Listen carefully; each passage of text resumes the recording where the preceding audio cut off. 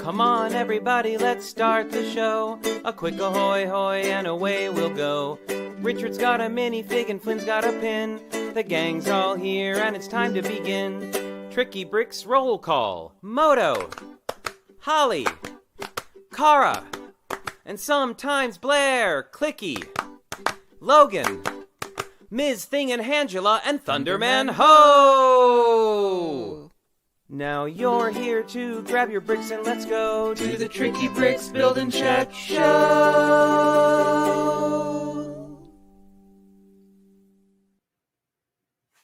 Ahoy hoy, everybody! How's it going? Oops, look, it's me. I have my glasses on. Hi, everybody. How's it going?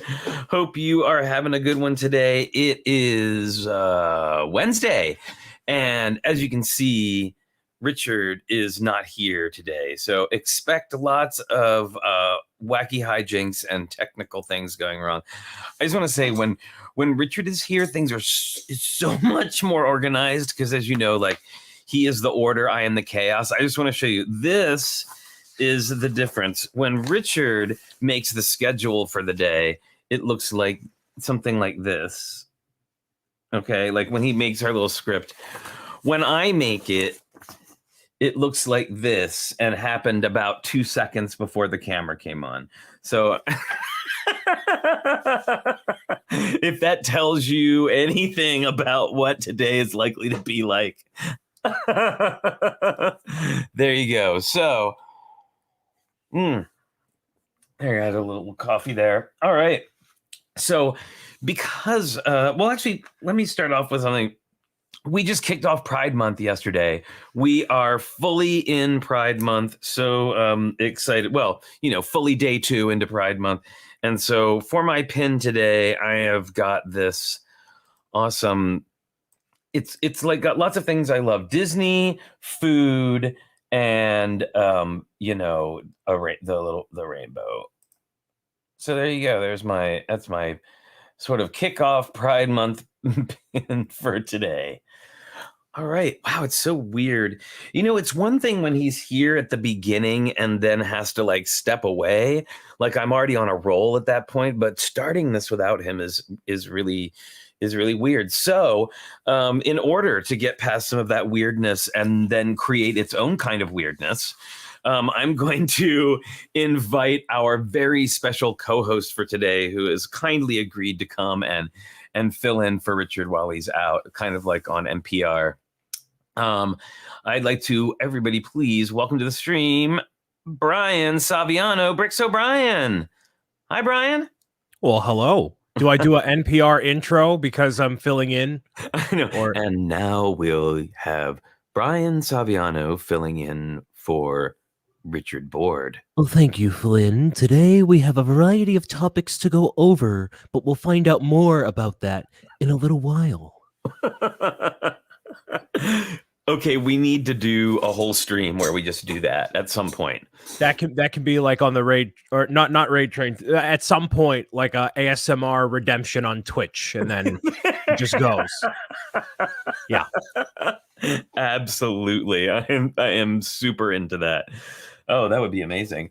All right, so we have lots to talk about today, but we also have like lots of Lego news and sort of like things that have been happening over the last couple of days. So let's talk a little bit about that. Well, first of all, we have viewer mail, everyone. I'm very excited for the viewer mail because not only am I excited for the viewer mail itself, but I am excited that we are now premiering another of Yano's animations. So if you've been watching Yano recently, you know, she did our opening animation. We just premiered the Logan Cookie Time animation that she did. And now this is an all new one that nobody's seen before. Mail Time featuring Ms. Thing. It's amazing. All right. Here we go, everybody. It is time for some viewer mail.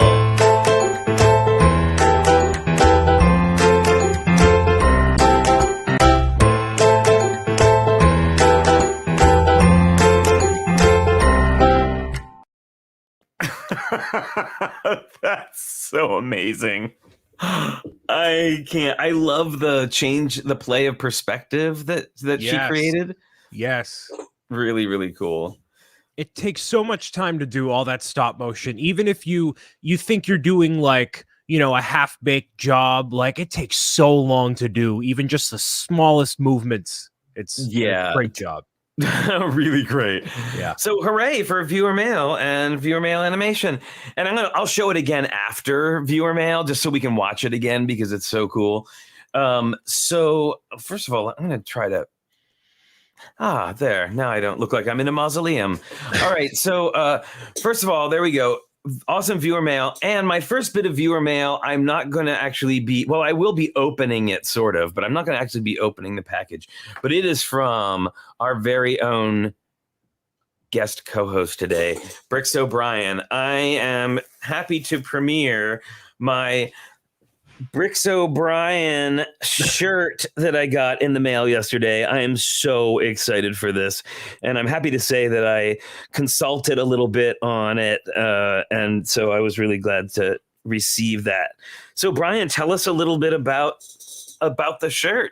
Yeah, so the shirt is one of two designs. I'm actually wearing the other one because that's how I coordinate things in my life. So there's two designs. One of them is based on red, white, and blue, and then the other one is like basically the colors of the pride flag and all the different colors that go with that. And I wanted to do two shirts, variants of my initial Brickso Beginnings design that would benefit two causes throughout the month of June.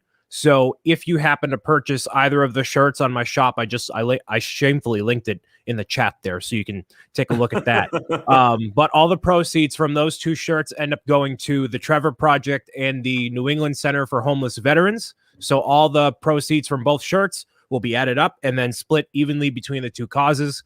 I did this last year with a shirt design that I had, very similar idea, but now it's in a fresher set of graphics, and I worked really diligently with Flynn. I'm like, all right, I'm not a member of the LGBTQIA plus community. So I'm like, all right, how do I go about doing this and doing it respectfully and making sure that it was, done properly? So there was a lot of consulting done.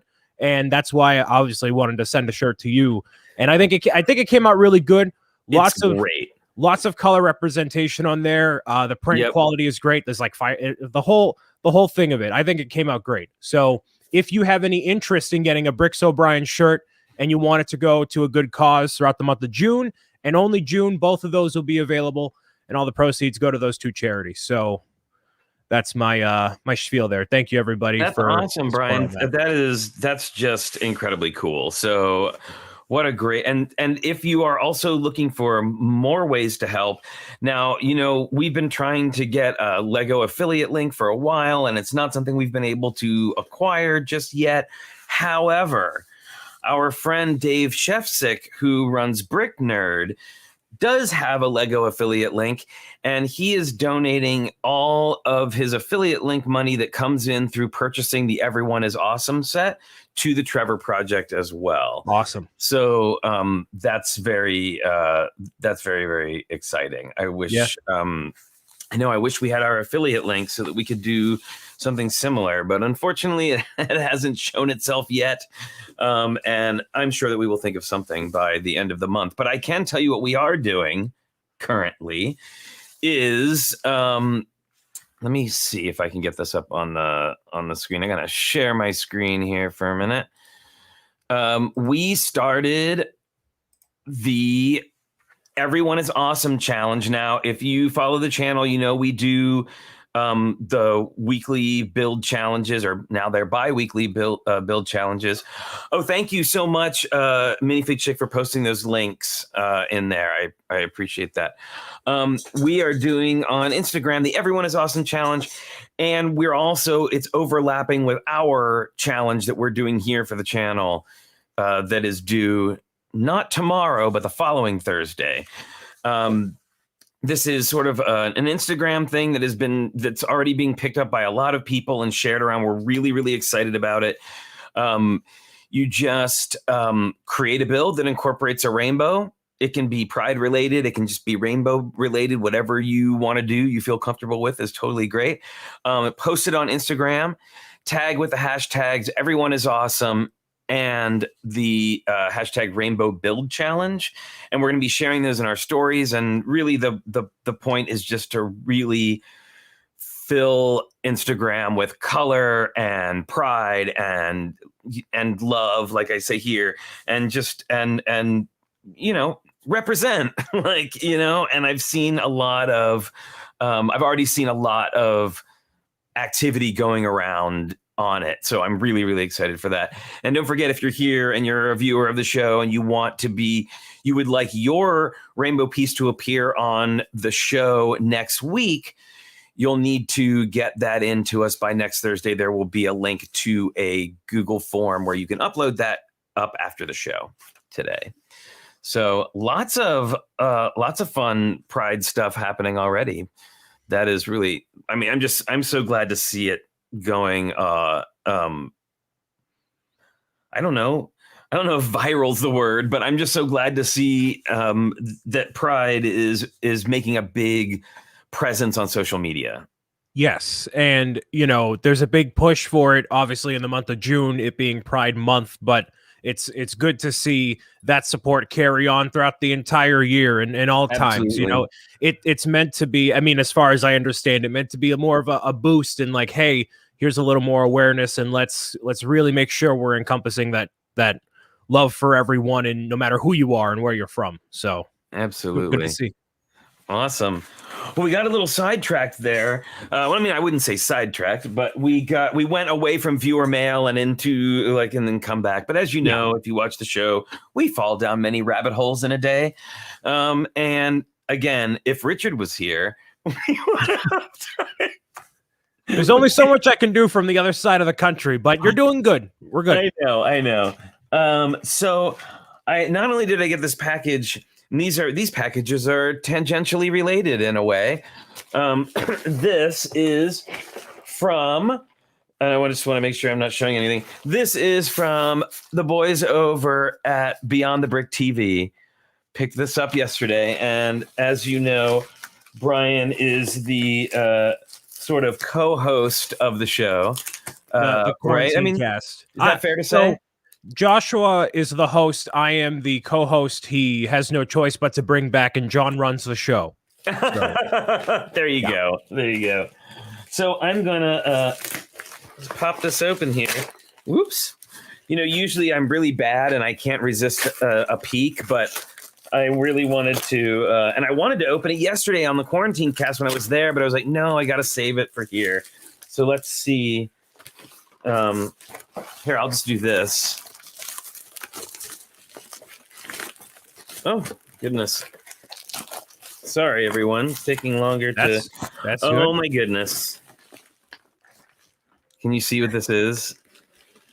That looks familiar.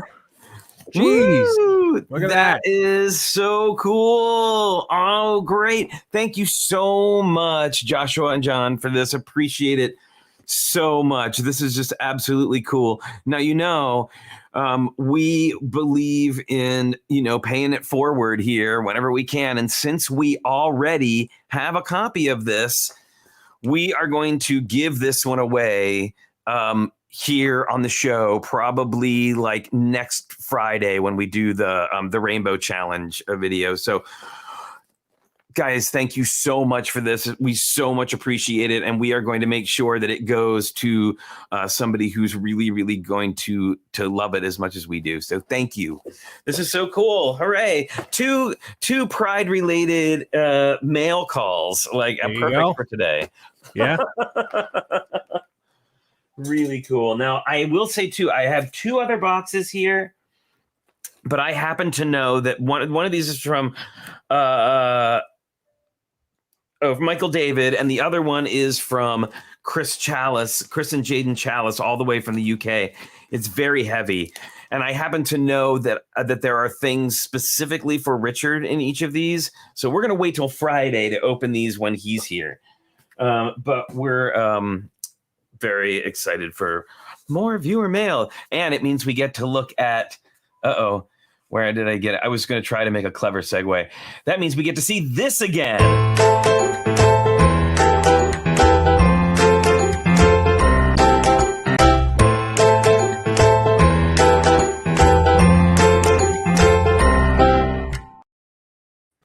Thank you again, Yana River Blue. Right? Isn't that the cutest song? Longtime viewers will recognize it as the our Sticker Time show and tell music, just a different part of the song. But yeah, and eventually I will play something on the ukulele to accompany that. But for now, I think it does a pretty good job. I have the urge to do like this as the theme goes on, right? Playing back and forth. Yeah, it's great. I hope that's what everybody gets out of our animations. They want to do this. I love. We had Kevin and Brenda on the show. I'm Bored Toys and Art and Jest. We had them on Sunday, and we did a deep dive into Monkey Kid, the theme, and it was really great, really fun show. But I always love having them on because in the program we use, you can see people waiting in the green room. Like you can actually see like their little images below. And whenever the theme song comes on, when it was the old theme song and then with the new one, they're both just in their little square, like dancing away. They get so excited. That's awesome. They're pretty hilarious. So, Bricks and Mortar, I know it was a great stream, but you can go back and watch it because it's there on the old YouTube. So Brian, now I actually happen to know that there's a lot of your regular viewers in here today. So for anybody who doesn't know, and I don't know how they wouldn't, you are mostly a Twitch streamer, right? So it's a very unique balance between being on YouTube, doing gameplay, walkthrough videos, live streaming on Twitch 3 times a week, whether it's video game related or otherwise. This I would consider podcasting is basically what it is. Right. Video podcasting, things like that in the quarantine cast. And then I have lots of things going on at any given point in all these different directions. So I'm always like, whoa.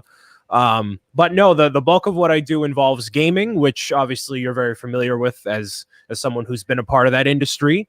And it's mostly what I do. And the name is Bricks O'Brien. I get my bricks in by being on the quarantine cast on Beyond the Brick. I review sets for them. I am the self-proclaimed #1 Mario ambassador for the Lego Super Mario theme. You are fighting the good fight because it's weird and wacky compared to everything else.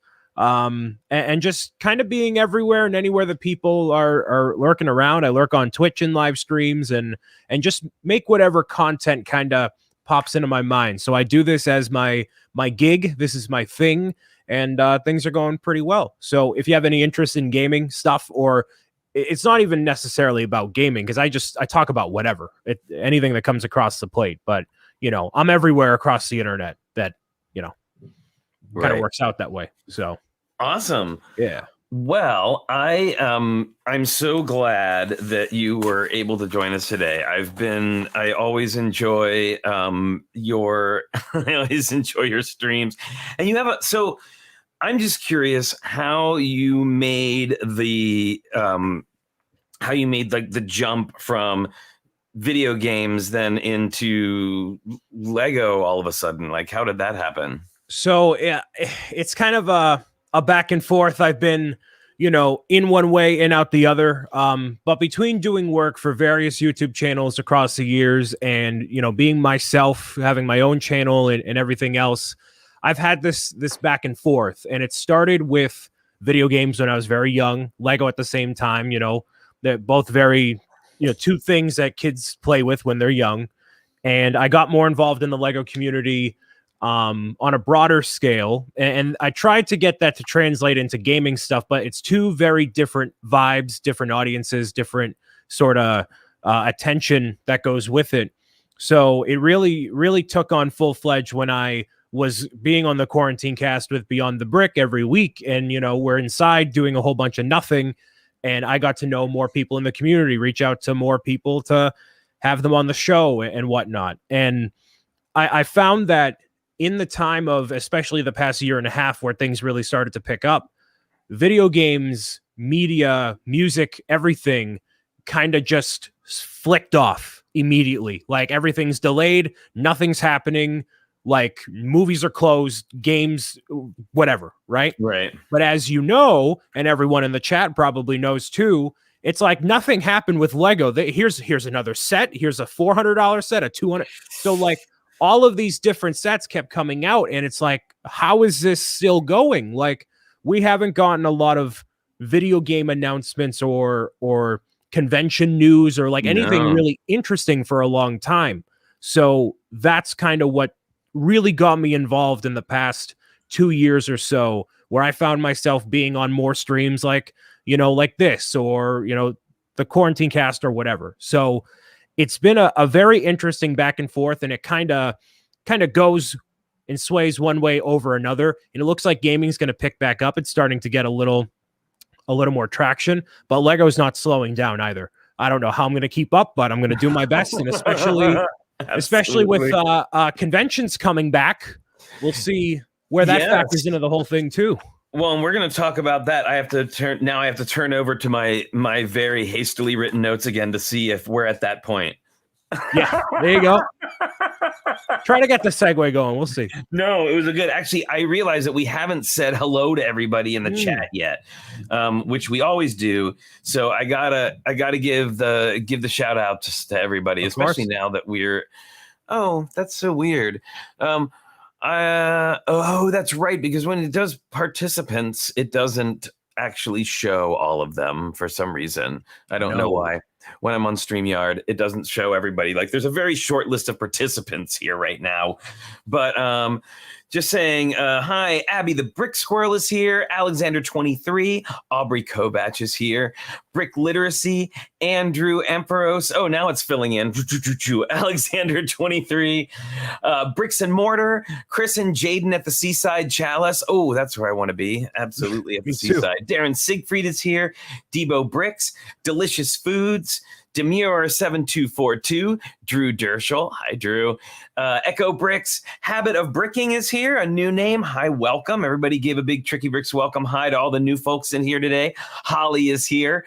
Hooded One, Joel Marbella, Yano River Blue, she of the amazing animations, Lindsay Fecto. I hope I said that correctly. Hi, Lindsay. Narc is here. Monica Berry, Moto. That's the other big thing we got to talk about. Rob Zaccardi is here, and the Zaccardis, Lana, Elena, and Vanessa. Hello. We've got Sarah Silverman, Robin Eklund, Shane Levan is here, Zach Martinez, and Kim Zarachino, and anybody else who sort of slid in there when I wasn't looking. So there you go. So the yes, Yano, you have just been knighted as she of the amazing animations. It's true. So ahoy hoy to all of you out there today. Sorry, got to that a little late. See, again, Richard not here. Things going crazy. Chaos. You'd think Jake Studs was here running the show. Let's see. I'm trying to remember where we're going next with this. Oh, yes. So, conventions. Yes. Chris Chalice. Sorry, I showed earlier. I do have your package right here, but we're gonna wait to open it until Friday when Richard is here, because he told me he really wanted to be here when we opened it. So that is on Friday for sure. So, Flynn, I have a bone to pick with you. Another one? Yeah. What's that? I saw in these outlets talking about this online Lego thing. Yeah. Right? I saw the press, all these people talking about it. And I saw two names that were very familiar that were involved in this thing. Yes. I know you like keeping secrets, but like, come on. And I know. Well, okay. I'm not saying Flynn spills secrets, ladies and gentlemen. I'm not saying that, but I'm just a little. I know. Taken aback that I wasn't at least made aware, like a little bit, like. Okay, so I gotta say, all right. First of all, let me go with what we're talking about here, and then I'll make my heartfelt apology. So we're talking about LegoCon. If you saw yesterday, LegoCon was announced. So much happened yesterday. The kickoff of Pride. Season 2 of Lego Masters premiered last night, which I can't believe we haven't talked about already. Again, I blame Richard for my lack of organization. Lego Masters 2 premiered, and then there's this the Everyone is Awesome set launched in the stores yesterday, and people were going crazy. We started our challenge. It was, wow, overwhelming. So we're talking about LegoCon. LegoCon is going to be you know what? This is really terrible. This is really terrible. I don't even know the date, and I don't have the date in front of me. June 26th. 26th. Okay. The Saturday. 26th. It is going to be an hour and a half Lego sponsored, sort of like their version of a convention, like an online convention. It is going to be, yes, sir. Wouldn't you say it's their version of like E3 or a Nintendo Direct?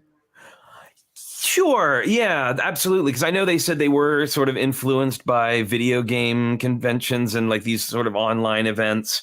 And there's going to be, I know, interviews with designers. There's supposed to be a couple of product reveals, which should be fun, and a few other things. Now, it is aimed mostly at kids between 8 and 12, I think is their age range, right? Like that's sort of like the main aim, but there's going to be stuff there for everybody. Like if you're a fan of Lego, you probably just want to check it out. And there were a handful of folks that they contacted to make some pre-show video about it. So are you looking at me like yes, Richard does? I Very am, good. It's fine. It's fine. No, I didn't need to know. It's a secret. Actually, I know. I was enjoying it. It made sense. Because that's what happens here. What was where was I? Oh, yes. So we got asked to make some pre-show video. Now we had to, of course, sign a gazillion NDAs and all that stuff. And then they never told us when they were actually going to announce it. And I woke up yesterday to that news. So like I'm up at 6 with my coffee, coming in, sitting down, and like my phone's blowing up, and they're like, oh, the LAN is like the Lego Virtual Con and stuff. I was like, oh my goodness, they launched that thing, did they? And then the next thing I know, somebody was like, I saw your name on a New Elementary's post about, and I was trying to catch up. So that's why I didn't even know it. Seriously, like I didn't know anything about it until they announced it. I didn't even know the dates, nothing. Did you know what that thing was on the teaser when that was? No, I honestly thought it was either going to be a Stranger Things is what I postulated on Twitter, but I thought it was either going to be Stranger Things, or then I started to get swayed towards the argument of a Lego light, Lego lights. Yep. So this couldn't be further from a light kit. This is a online convention for 10-year-olds. So sorry for anyone who thought light kits were on the menu. They are not. Yeah. They I think it's going to be I think it'll be really fun. You're right. June 26th is Pride weekend here in the Bay Area. I completely forgot about that. So that's going to be a big, busy week. And it's going to be. Luckily, you pre-recorded your thing, so you can be wherever you want to be. We pre-recorded ours, so we'll be able to go and enjoy the fun. And then the week before that is Bricks by the Bay. So it's. Whew, yeah. So I'm very I'm excited to see what it's gonna be like. And the other thing too is while it is being live streamed, it's not going to be a situation like what we're in now, because it is aimed at kids. So there's not going to be live chatting. It's going to be more of a presentation. Just like actually, Brian, you're right. I think more like a Nintendo Direct is actually a really good comparison. Which they announced for June 15th at noon, right before the quarantine cast. So side tangent, I'm very excited. Very, very excited. I was taking, it's interesting. And I really like, I mean, do you have anything else to explain, or do you want to dive in? I did want to say another thing real quick before we dive in is that we've also been asked by Joe Menno, who is the editor-in-chief of Brick Journal magazine. We've had him here on the show before, really great guy. We've been asked to be on a panel with him at San Diego Comic-Con this year. So we are going to be filming some other stuff. Nice. We may be filming some other stuff for that, or we will be filming some other stuff for that too. And specifically, he wants us to talk about the Disney Habitats Challenge. So we're really excited to be able to talk about that, because it was such a fantastic challenge, and so many people turned in so many great models. So there you go. Ahoy, ahoy, Spud Hill Farms, welcome, and Brickman Mosaics Art. Definitely come on in. Marilyn Parmley is here. Wow. Yeah. Holly says, oh, you know what? I keep forgetting. This is the one where I can do that. Yeah, I wasn't ready for June either. It was not ready for June. A week ago, it was 50 degrees outside, and now it's like 80. Boston can't make up its mind. Yeah. Okay. Oh, that's right. Because you're over in Boston, and I wanted to point out too that even though it competes with Pride, that weekend, it is at like 9 a.m. here on the East Coast or the West Coast. Oh my goodness. You got the coffee, you're good. So that's only noon over here. That's still early in the day. Yeah. So so there'll be I think we'll just have to make time for everything.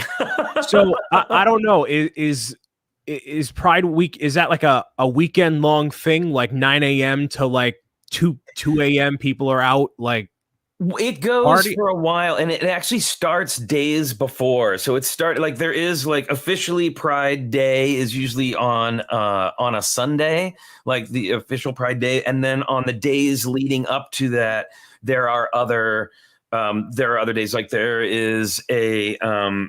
there's like a Trans Pride Day that happens over the weekend. There is there's a big lesbian parade that happens that goes through the Mission here in San Francisco. That's really cool. There's a lot. It's great. It's really expanded to and has now accommodated so many different groups, which I think is great. And then it kind of like all converges on the Sunday, which I cool. love that aspect of it. I think that's really great. So, yes. All right. So, yes, Comic-Con, LegoCon, and regular cons. Let's talk about that. So I've heard that Brick Fair Virginia is going to be happening partially in person.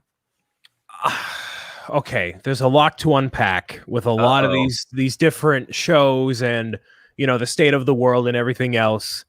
And there's different ways that all these different venues have gone about it throughout the pandemic. They've tried to have shows online, but it just doesn't have the same allure as being in person, especially the cost associated with it. So a lot of these vendors are like, oh, let's get back out there. Let's do the thing.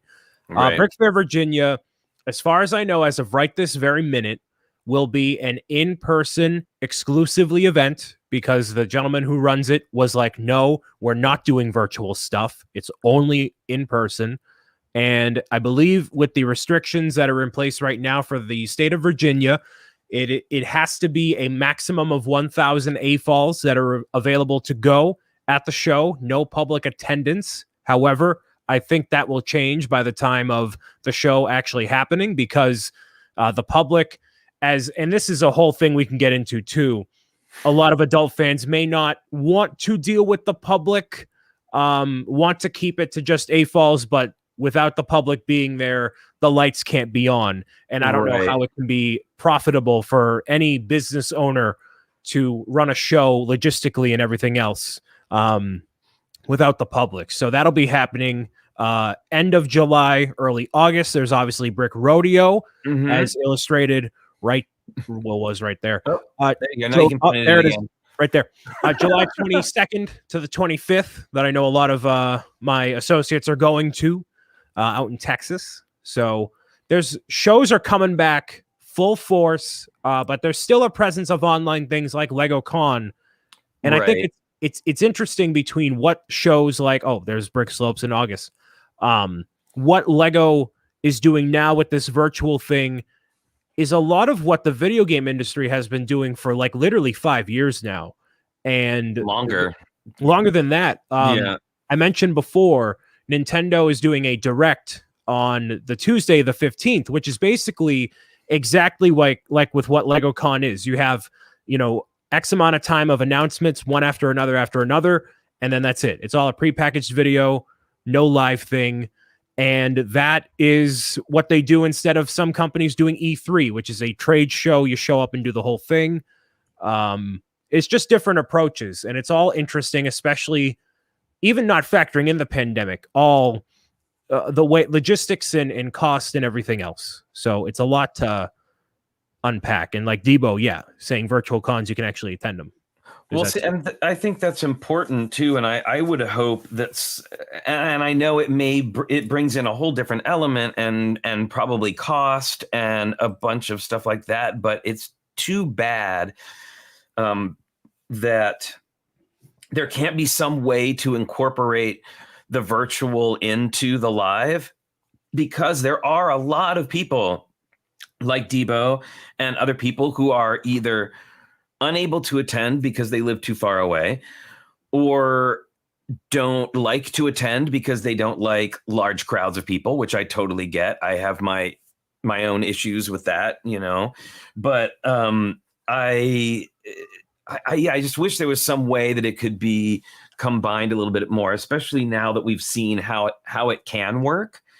Because I thought there were some actually really well run virtual cons over the past year, some others not so much, but there were, I thought generally there were some really good ones. And I would love it if there was some way, like, even if it was just for the, like the talks that people do, or like the round tables or whatever, that those could be somehow broadcast live for people who want to see that kind of thing. So this is what gets me, and this is my issue with a lot of Lego shows in general. So brace for impact, everyone.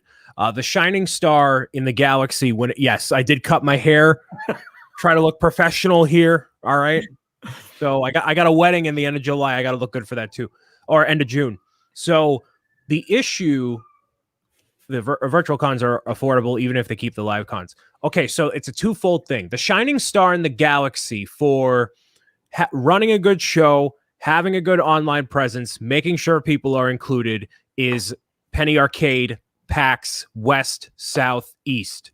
They program extensively panels, roundtables, activities, the show floor, every aspect of it, and they're great to go to.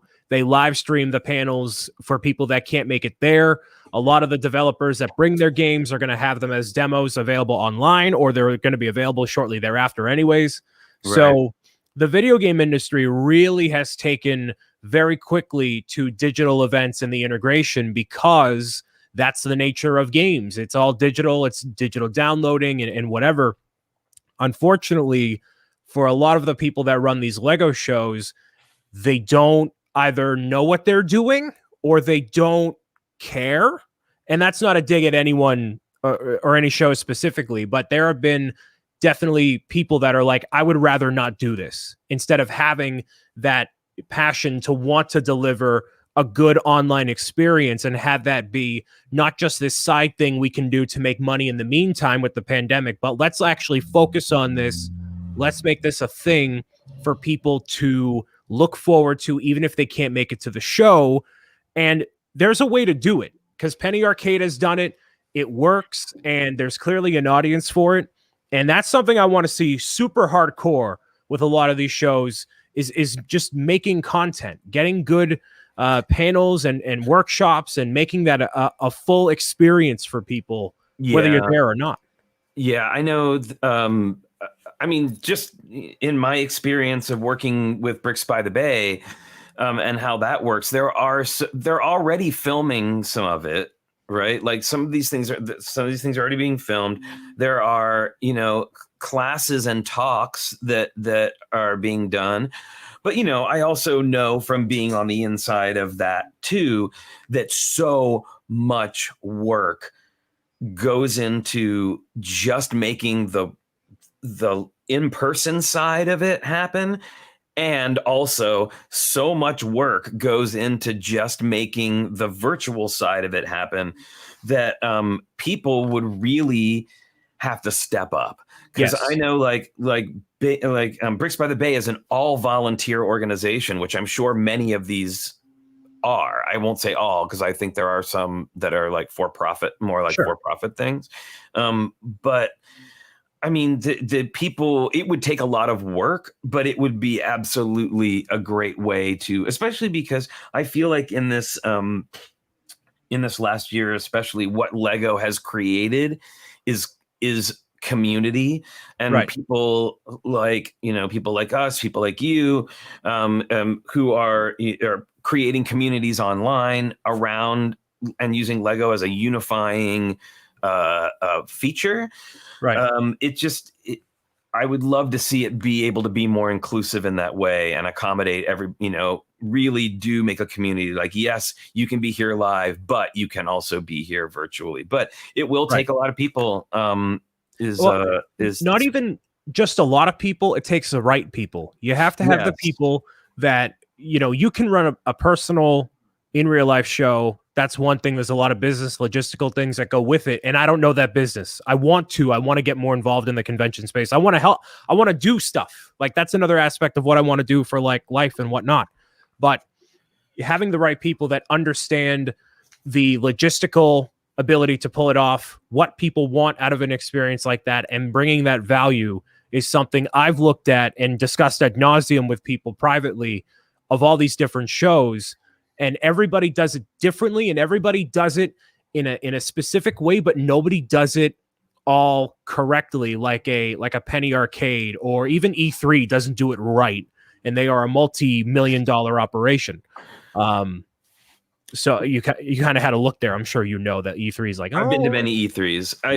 But I mean, and also too, just something on that massive of a scale is extremely difficult, no matter whether you're getting paid or volunteer or anything else.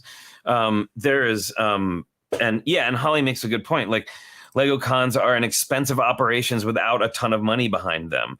And and that ties into what you were saying, Brian, is like, if the public isn't there, that's a huge chunk of money that's not coming in. Right.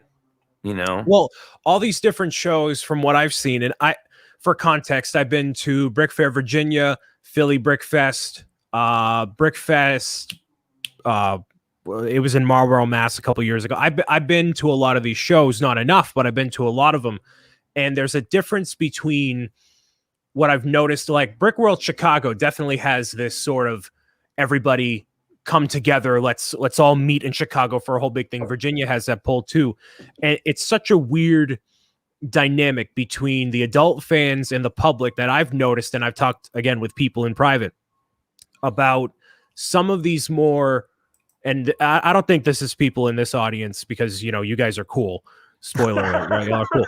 But there are a lot of adult Lego fans that are like, I don't want the public here. I just want to bring my stuff, get my award, talk with other AFOLs, have adult night on Saturday night. We're going to call it. And that's it. And instead of wanting to stand by their build and explain, the intricacies of their display to a young builder who is inspired by, a Joseph Zawada massive castle, or the TrickyBricks, clock, or whatever's happens to be there that people have. And there's you need to have the public there. You need to have adult fans there that bring the hot stuff, right? So how do you mesh that, and how do you make that cohesive and making it balanced between the two. That's a whole other aspect too. So, yeah, well, yes, I agree, and I have to say for me attending the virtual cons, that is the thing that I missed. Like when we brought Snake Queen and when we brought our California Dreamin' piece to Bricks by the Bay and Bricks LA, to me that was the most satisfying part of it. Like yes, even though it was like we were chained to the thing the entire time, like we never were able to leave. Like we had people like bringing us food. They're like, are y'all okay? So but I really miss interacting with the kids and other builders and learning new techniques and seeing things, because you just don't get that. It's a very, very different experience. But there are also aspects of it that I like a lot. It's funny, like I know I mentioned like I have trouble with large crowds. And the funny thing is, like I managed all those people for Snake Queen, like it was a Disney ride. It was crazy. But I definitely have, I'm okay in a big crowd if I have something to focus on. Right. Like that's how I can go to Disneyland, right? Like I know like I'm going to that thing next. I'm going to that thing next. Like I'm focused on the group of people that I'm with. But just to like wander around, like say street fair, like, or something along those lines where it's just like aimless crowds of people walking around. Like I can't. Like that is not good for me. So, and Holly brought up a good point earlier. There are some AFOLs who are more, people than others. Right. And I understand and I respect that too. And I have my moments where I'm like, I don't want to be a part of a crowd, like whatever. But you need to have people there that are people, like people persons. Whatever people persons whatever people who need people. Double people, yes, more are the luckiest people in the world. But you know who thinks he's people, but is actually a dog. Yes, friends, it is the time for the pause that refreshes. It is Logan Cookie Time.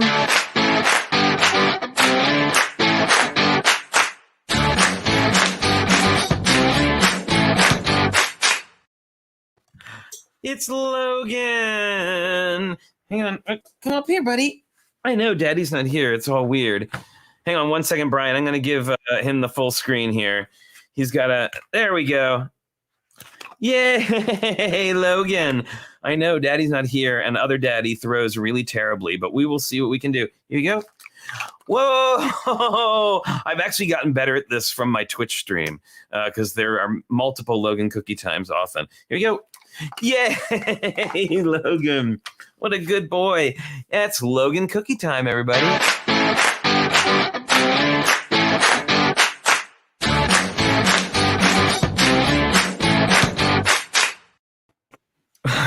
Logan Cookie Time with another amazing animation by Yano River Blue. So very cool. All right. Back to the conversation. Did you like that roundabout segue that I made? It was great. No, it was on point. It was good. Did Logan go already to a convention? He stayed with his trainer while we went to a convention, and actually stayed with a trainer while we were on Lego Masters. And that was, of all of the things, that was the most difficult. Yeah. Like as far as just like being away from home, like I didn't mind being away from work or being away from the house and all that, but it was extremely difficult to be away from Logan for that long. So now speaking of, actually, while we're on this pause, did you watch Lego Masters Season 2 last night? I did. Yes. I have not seen it yet. Okay. We don't have regular TV. Like we just have, Netflix or Hulu or whatever. So we haven't seen it yet. So I've been very careful to try not to get spoilers Although we'll be watching it tonight on the Hulus, so I'm very excited to see it. Very excited to see Moto and Dawn. Team Slow Mo. I am totally here for Team Slow Mo, 100%. I'll mention to you though, and everyone else who's watching, I managed to watch it last night on the Fox website as a free preview thing that they had, where you basically get an hour to watch something on their website. And I did that, and I watched episode 1 last night. So that's an option too. Oh, well, then I'll have to check that out. Yeah. I love this. This is actually a true story. Robert and Cara gave us a little stuffed Logan that we took with us when we were on Lego Masters. He was on our hotel bed the whole time. But I will say, like, didn't take up nearly as much room as Logan does on the bed. So that was kind of nice. Nice. So anyway, yeah, we will be we will definitely take care of wait, where am I going? I just had like a complete we will be watching Lego Masters tonight when Richard gets home. And also we will be talking about the episode, a spoiler-full episode, on Sunday with Brian, I believe. Yes. Maybe possibly. Yes. With Moto. We will be talking about the episode and everything. We wanted to give everybody a little while to watch it, a few days, because some like us, sometimes it takes a few days to get it all in. So tune in on Sunday for that discussion, something that we weren't able to do for the first season. So this will be really interesting. Yeah. Exciting. So, okay, back to conventions, because we all want to get back to conventions. We do, yes. A lot of these shows are doing, well, I was going to say half capacity. I don't think a lot of them are. I think they're going to be full capacity and whatnot. I mean, how do you feel about that? How is it out in California right now? Are you comfortable with the way things are? Like, well, yeah, I mean, Bricks by the Bay is happening virtually this year. So that is, that's probably better. I don't, honestly, for me personally, I am not ready to be back. I mean, and it's hard for me to honestly to separate in my head whether it's more because of COVID or more just because I haven't been around a large crowd in so long that I'm afraid it's going to be upsetting in some way. But I'm not ready yet. I know that there's a bunch of teams from Lego Masters that are going to be going to the Brick Fair Virginia event. And, they've offered us tickets to the show for free if we want to go. And I just don't know if I'm ready for it yet. And, we put the whole reason we put off going to Lego House until next year was for precisely that reason. Like, we're not ready. I mean, Lego House ended up pushing it until next year anyway. Like, they're not going to be doing it again this year. And I know Scareback is supposed to be like partially in person, partially virtual. They're going to do a little bit of each. But personally, I'm not quite, I mean, like, emotionally I'm ready. Right. But, just like health wise, I don't think I'm ready yet. What about you? I fully anticipated my first convention back would be my last convention before everything fell apart, which was PAX East. And I anticipated that taking place in March of 2022. So to hear that everything is like, oh, we're doing it. Let's go. Like, everybody, come on, buy your tickets, get your hotel. Let's go. It's multiple shows across multiple industries too. It's all kind of happening full force. And I mean, I get it. People got to pay their bills. You want to get the shows back. And I do too. We don't know necessarily the fallout of opening everything up like a cracked egg out the gate, right? We don't know how that's going to impact in the US. And, we have the numbers and people are getting vaccinated in droves, which is great. I'm half vaccinated. I get my second dose Saturday. So I'm there, right? I'm willing to go to these shows, but what is that going to mean for like public attendance? And I think of all these different shows that may not be able to make it justifiable to run unless there is a full crowd. Like, what's that dynamic going to be like? Is it still going to happen even if you have it at half capacity? What's the strategy? What's the whatever? For me, I'm not committed to any shows this year. I have multiple people that are not peer pressuring me, but they're like, you going to Brick Fair, Virginia? And like, you know, the O'Hanlons are going to be going. Not that I wouldn't be going with Beyond the Brick, but I would. The more reasons I have to go to a show, the more likely I am to go to a show. Is basically how it goes, except for PAX and a couple, whatever. So I don't know if I'm ready, but I'm willing to go to at least one of these shows and see what it's like. But I also want to go to these shows when I don't have to worry about anything. I don't want to walk around with a mask. I don't want to walk around. And that's not saying that I don't wear a mask. I do. But like, I want to be able to enjoy myself at the fullest capacity of my personal self, the crowds, the people being there, everything else, like 100%. And that's not a guaranteed 100%, probably, hopefully, until 2022. So I'm not like committing to anything right now. That's kind of where I'm at. Yeah, I mean, for everything that you just said is exactly what we said when we made our decision about Lego House. Yeah. Because, you know, our plan is to go show have our opening at Lego House. I guess that's what you call it, the art opening at Lego House. Right. Go to Scareback and then do a small European tour and go visit some people. But if you do that and you do that during the pandemic, what's going to be open? What are the restrictions? The fact that it's even a single percentile of worry to you, if you can wait just another year and you can fully enjoy yourself and things calm down, hopefully a little bit, why wouldn't you? You know? So Albert asks, any idea what is the financial break-even attendance requirement for these conventions? Well, I would say that really depends. Yeah. Like where it is in the country, first of all, because I know Bricks by the Bay being in the Bay Area and it takes place near Silicon Valley. It can't be cheap. Like, I don't know numbers, but like specifically, but I can only imagine it is not cheap. And regardless, for these shows, if you look at it on a big perspective, right?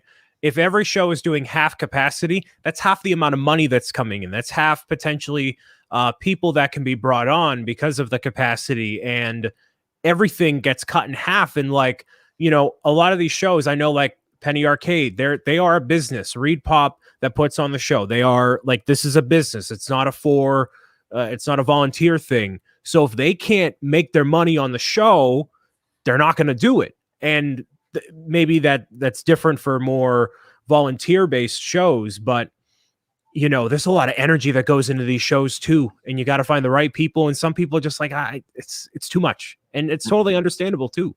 Yeah, absolutely. Well, again, like I said, I'm not ready yet. As much as I would love to go to say I could go to Brick Fair, Virginia, and as much as I would love to see all of my Lego Masters family and hug them and be with them, like, I just don't, you know, and then there's the whole flying aspect. Okay. My grandparents just flew home from Florida yesterday.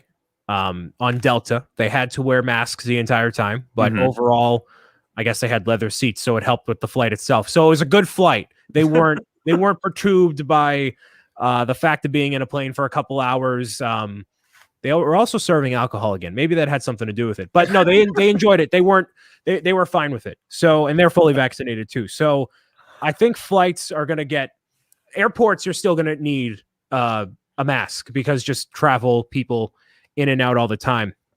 What I'll ask you, Flynn, and I think for a lot of these shows that might matter for a lot of people too, have you been to Brick Fair, Virginia before?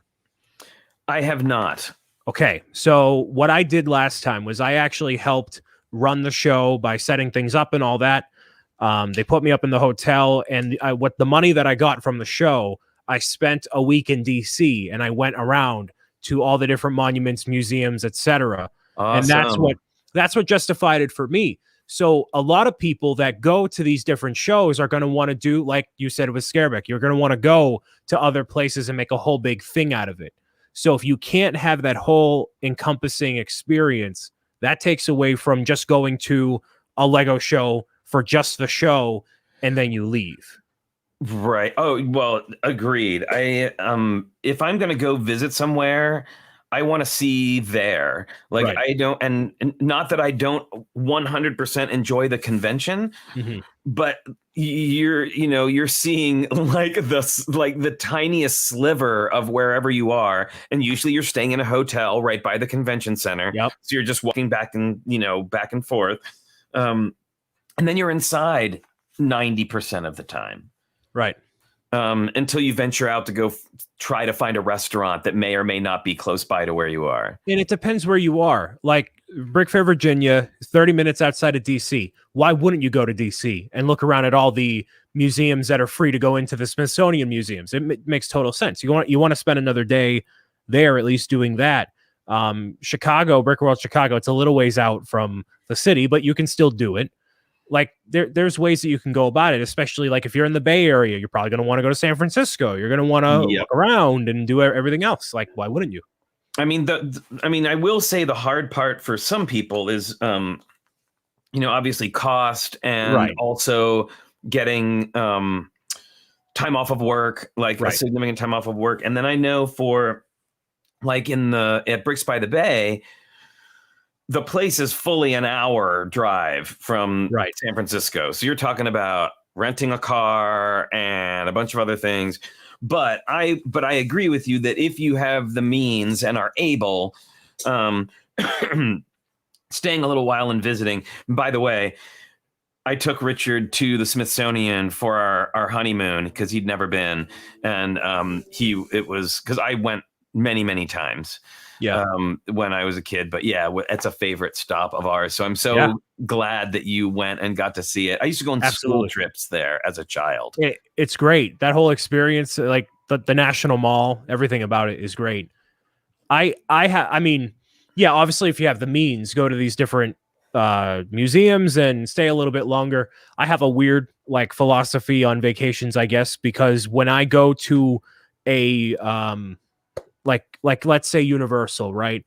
I want to be able to go and get the fast pass for Universal because I'm not spending 3 hours waiting in line in the heat of Florida, right? Let me spend a little bit extra money, get to the ride so I can do everything I possibly can, save up as much money as you can within your means to make as big of a deal out of it as you can when you go to some of these shows. Don't just, if you're scrounging by, that's fine. You can try to pull it off, but like it's better for you and you're going to be more at ease if you can just garner a little bit more, have a cushion and just fully enjoy yourself as a vacation, as a convention experience, that on top of it too. So that's how I kind of think of it.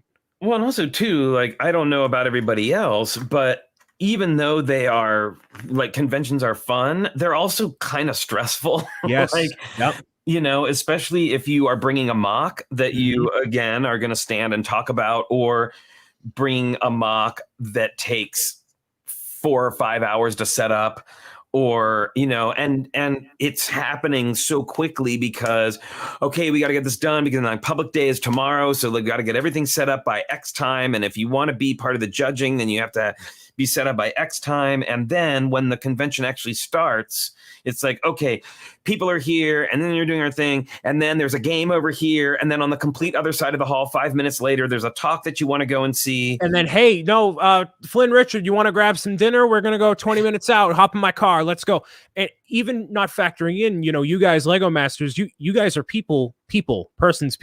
So you're going to talk to a lot of people that are going to want to talk to you, and you have good conversations with people. So you're not just going to be like, oh, hi and bye. You're going to sit there and talk to whoever's at the show for a while. And everybody that goes to one of these shows that is a relative people person and likes Lego, as antisocial as a lot of people can be at these shows, they are Lego fans, and you're all there for a reason. Like, you're gonna want to talk, you're gonna want to, dissect someone's mock, or just, if you find me in a Lego convention, you can rash me out for my love of Mario, and I'll debate you until the end of time. Things like that can happen. It can happen at a show. You never know. And finding time for bathroom breaks, like, oh yes, and making sure you shower and you eat, because that's an issue at these other not Lego shows, but gaming shows. It's a oh yes, yeah. I The can dank, attest to that. nope.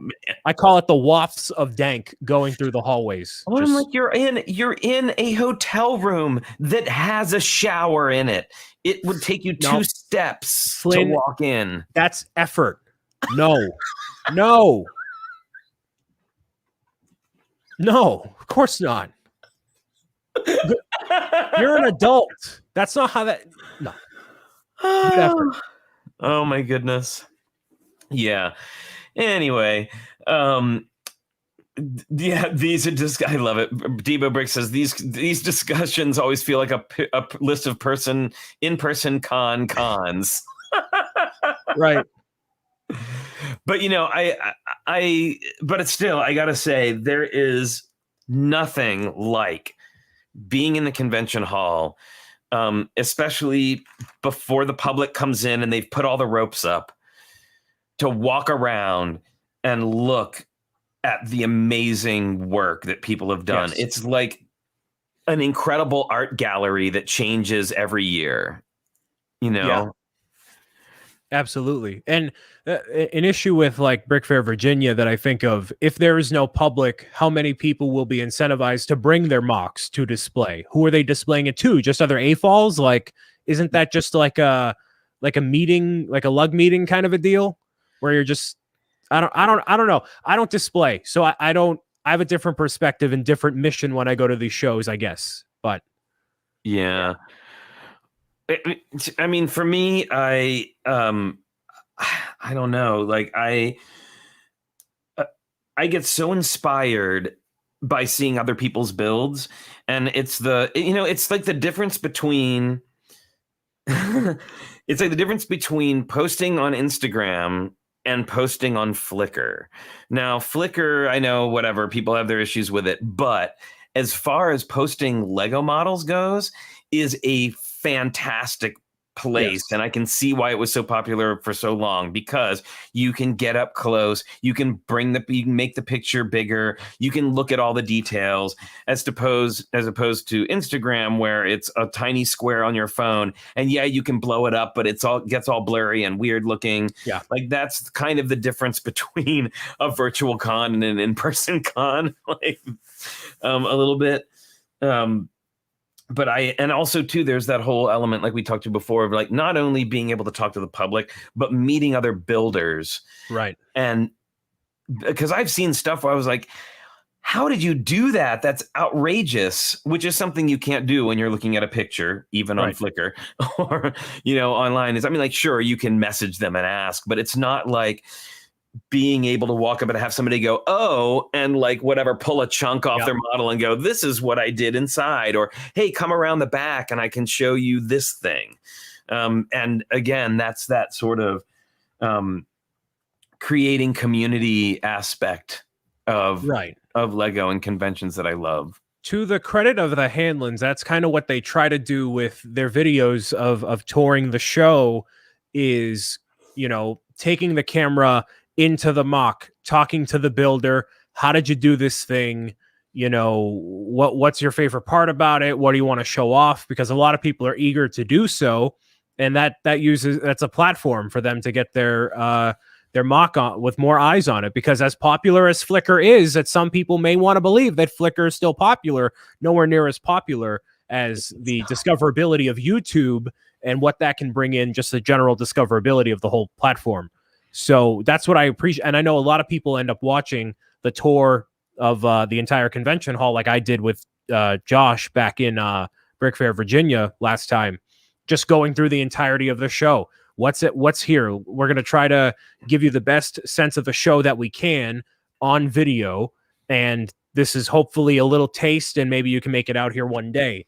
something that you may not even be able to do live, because live video also makes it complicated with getting a good signal and Wi-Fi and convention hall Wi-Fi, which is horrific always. Yeah, that that is one of the I remember when I was doing video games, let's call it journalism, and I was going to all of the conventions, and there would even be a room set up specifically for the press for you to go and write your articles in, and it was a constant nightmare.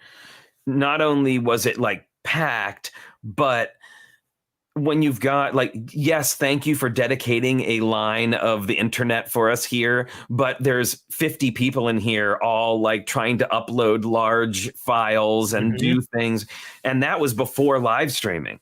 Yeah. So now I can only imagine everybody's, not only are people maybe like John and Joshua doing stuff maybe live, but then you've got the random public people who are I'm here on Instagram and look, I'm at the Lego convention.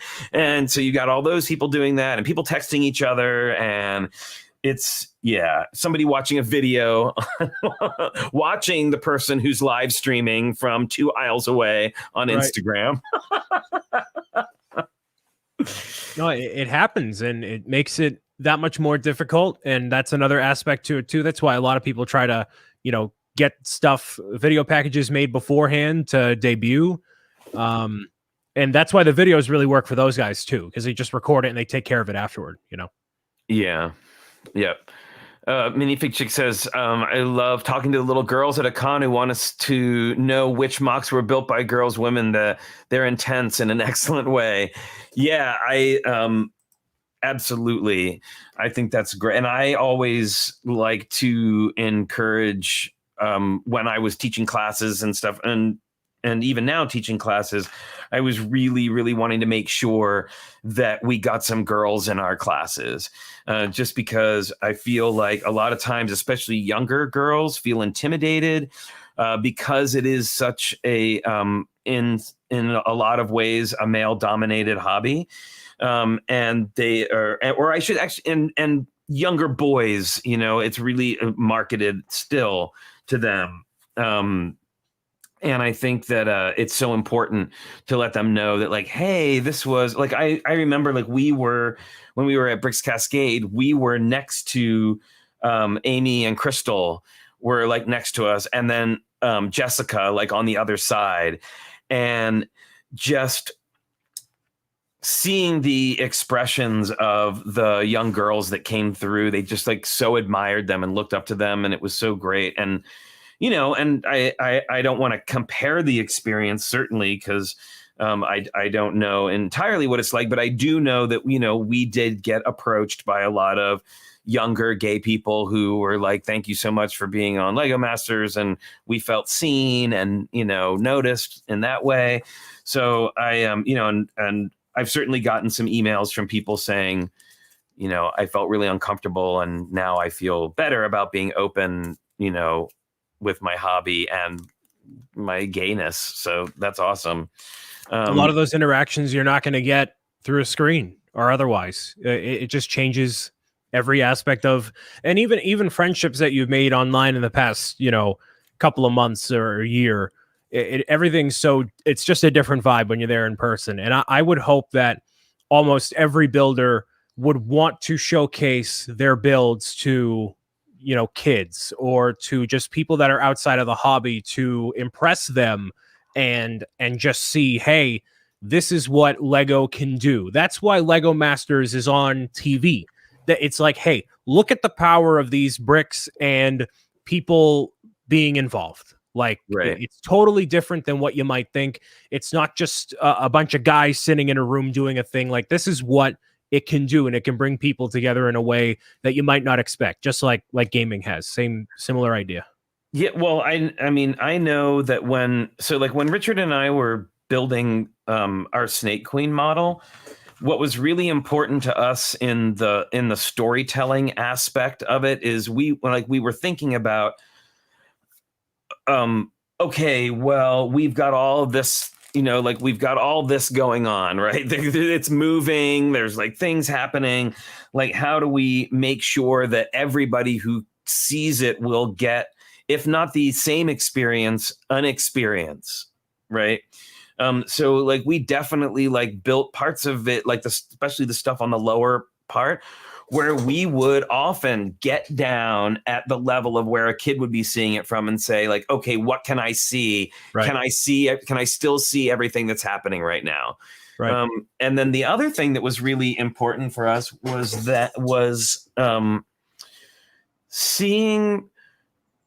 making sure that anybody who speaks any language would be able to understand the story, like that it wasn't, and that it wasn't so focused in a way that would be unrelatable.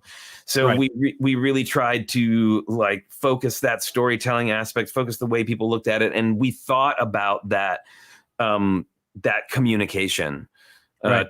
to the audience when we were building. And yes, everybody, the many people are saying yes, Lego is for everybody, young and old, no matter who you are. Representation matters. TrickyBricks, I absolutely agree. And we funny enough, we always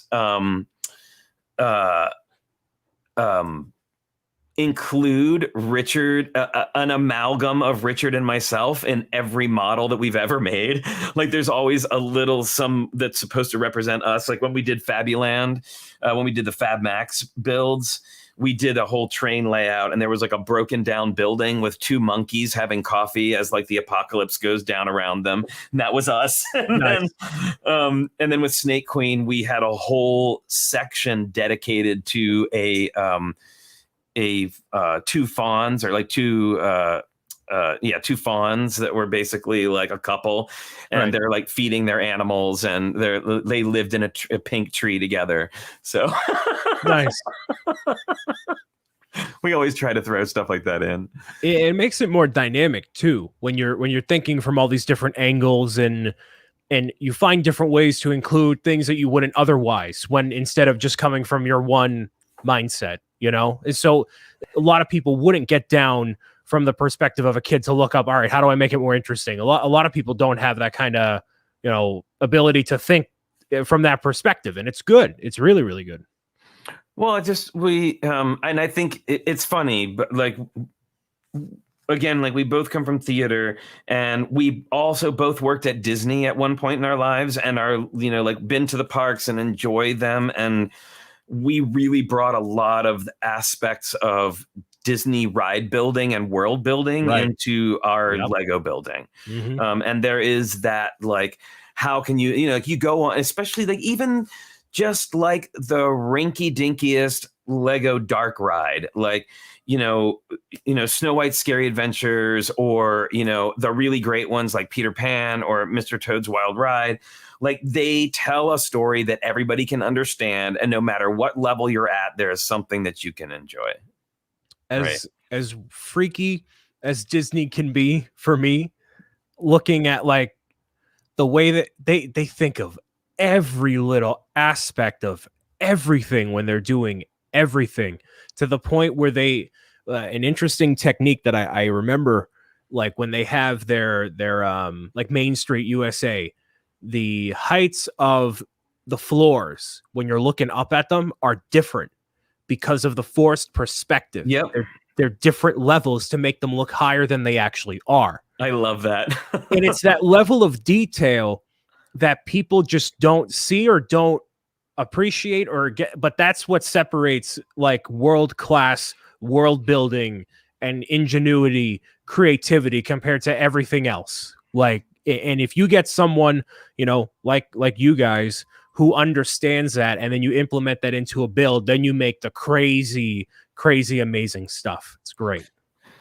So Wilfred asked a good question. Building for people of all cultures, it's something you decided after California Dreamin', which is obviously rather US centric. So the thing with that is that was the theme of the convention that year, was California Dreamin'. And then also when you, I don't know, like if you've seen it, it was a representation of California as a theme park ride. So already it was based in iconic representations of California that are kind of known? Like, what do you think of if you're from another place?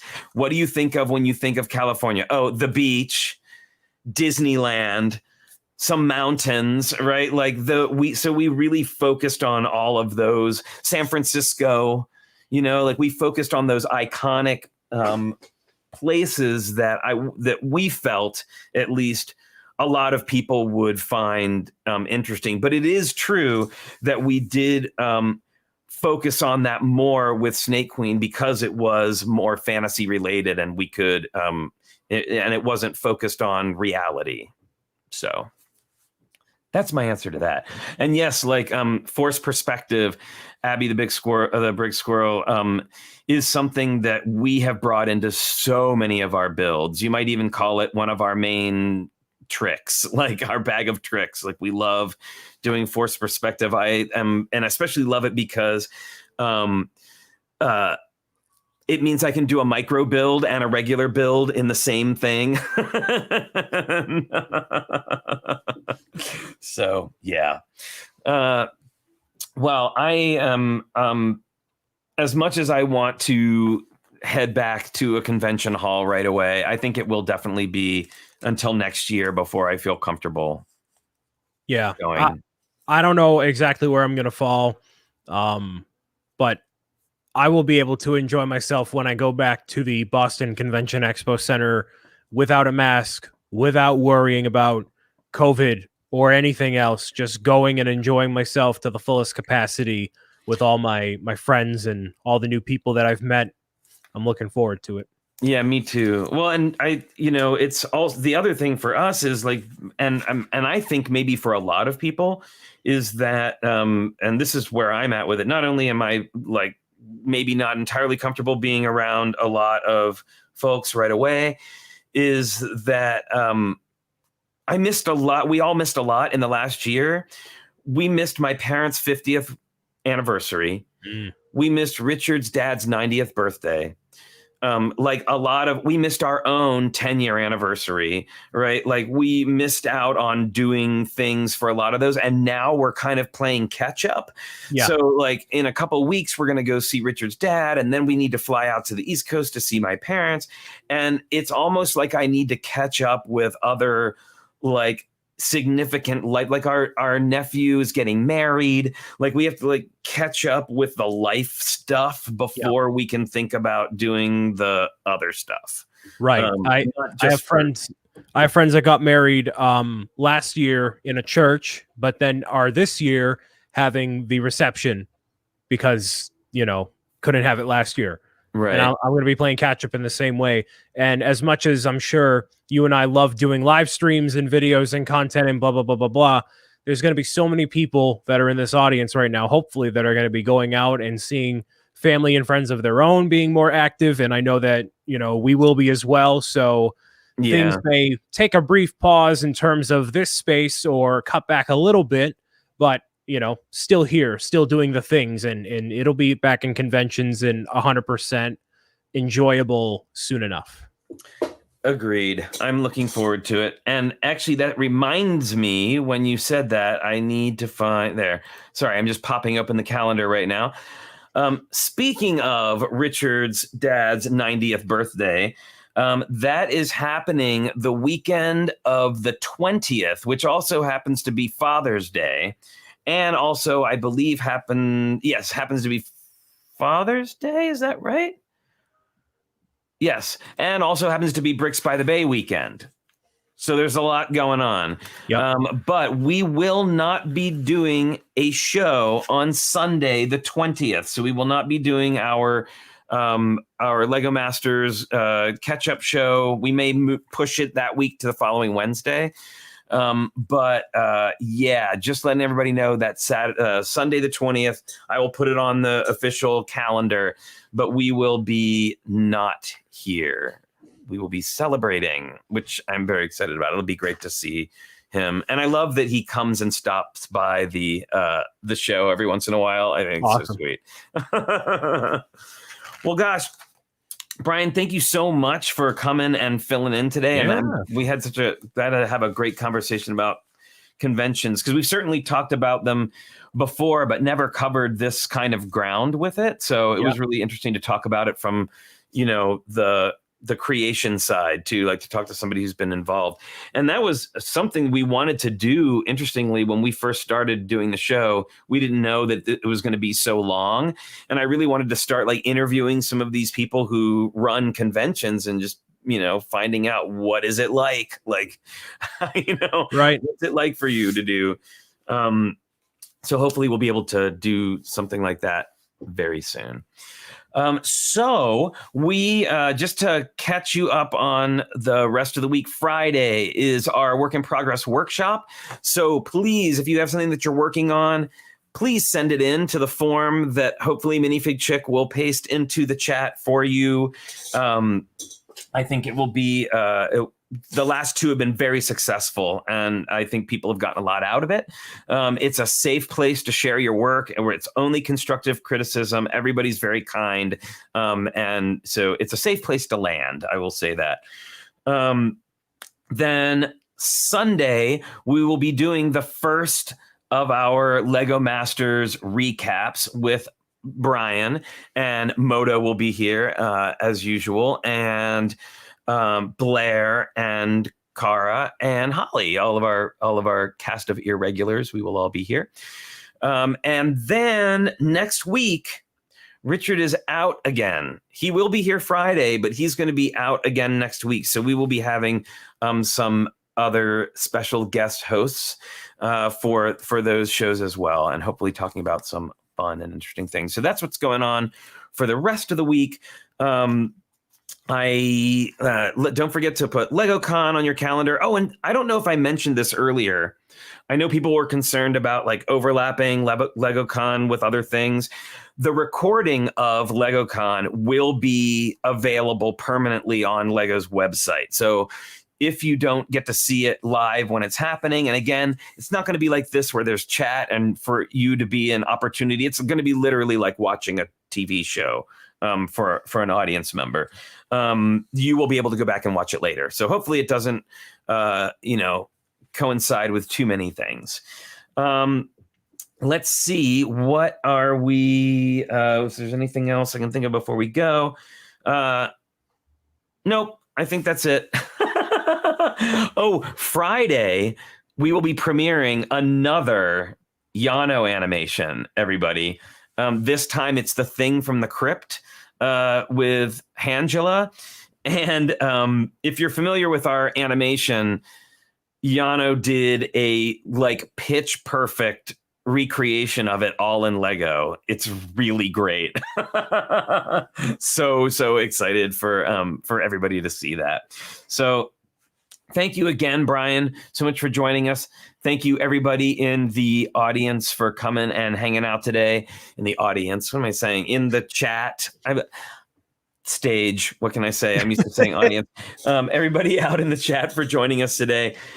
We will see you Friday at 10 a.m. And until then, don't forget to stay safe, stay healthy, wash your hands, wear that mask if you still need to, get that vaccine if you still need to, and we will see you next time.